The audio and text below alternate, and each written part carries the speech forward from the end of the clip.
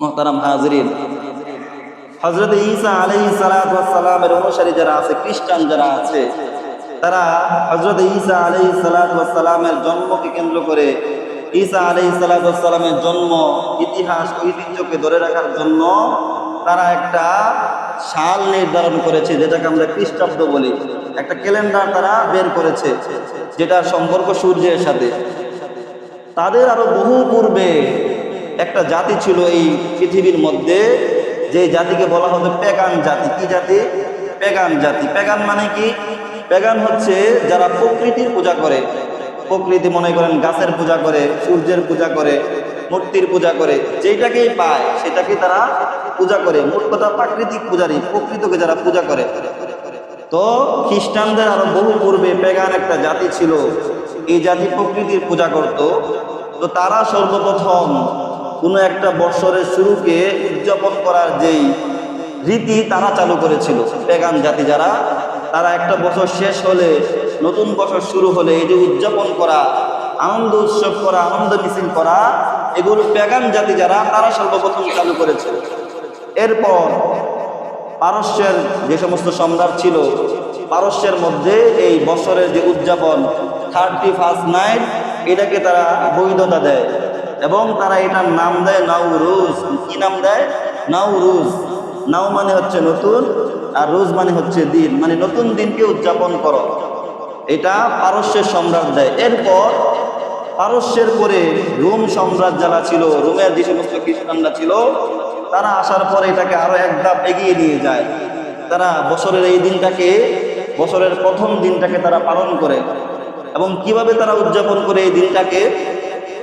তাদের একটা মূর্তি ছিল, জানুস নামক একটা মূর্তি। কি মূর্তি? মূর্তির নাম হচ্ছে জানুস। যে জানুস মূর্তির নামকরণে জানুয়ারি মাসের নাম রাখা হয়েছে।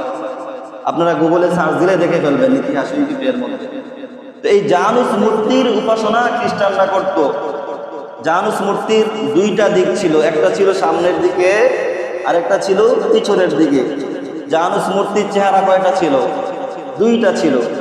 জানুস মূর্তি যে দেবতা, তার একটা চেহারা ছিল সামনের দিকে, আরেকটা চেহারা ছিল পিছনের দিকে।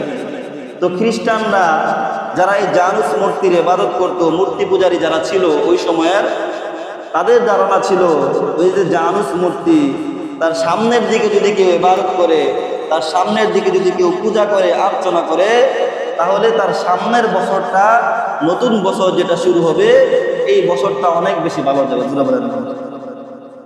এবং জানুস মূর্তির পিছনের দিকের যে চেহারা, ওই চেহারার দিকে মুখ করে কেউ যদি পূজা করত, তাদের ধারণা ছিল যে ব্যক্তি জানুস মূর্তির পিছনের দিকের চেহারার দিকে ফিরে পূজা করবে, তার পিছনের বছরে যে সমস্ত গুনাহ আছে, ভুল ভ্রান্তি আছে, এই সবগুলো এই মূর্তি তাকে মাফ করে দেবে। জোরে বলেন না।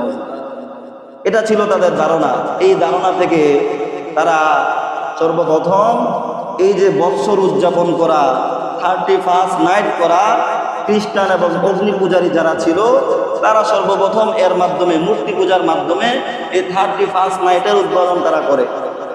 প্রতি বছর তারা 31শে ডিসেম্বরে আসলে রাত 12টা বাজার আগ মুহূর্তে সেই জানুস মূর্তির পিছনের দিকে যে চেহারা, সেই চেহারার সামনে গিয়ে পূজা করে, অর্চনা করে, উপাসনা করে। তাদের ধারণা অনুযায়ী বিগত যে একটা বছর চলে গেল, সেই বছরের সব ভুল ভ্রান্তি এই পূজার মাধ্যমে, এই উপাসনার মাধ্যমে মূর্তি তাদেরকে মাফ করে দেবে। নাউযুবিল্লাহ।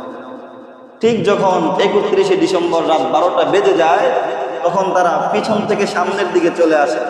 মূর্তির পিছনের যে চেহারাতে এতক্ষণ তারা ইবাদত করতেছিল, পূজা করতেছিল, উপাসনা করতেছিল, 12টা বাজার সাথে সাথে তারা সামনের দিকে আসে। সামনের দিকে এসে তারা ওই মূর্তির পূজা করতে থাকে। কারণ তাদের ধারণা হলো এই যে সামনে যে বছরটা আসতেছে, এই বছরটা যেন আমরা ভালোভাবে কাটাইতে পারি, এই জন্য জানুস নামক মূর্তি তারা সামনের দিকে এসে পূজা করে। আচ্ছা, ইতিহাস যদি আমরা বুঝে থাকি, তাহলে বলেন তো 31st নাইট এটা কি মুসলমানদের কোনো সংস্কৃতি, নাকি ইহুদি খ্রিস্টান এবং মূর্তি পূজারক যারা আছে তারা এটাকে উদ্বোধন করেছে?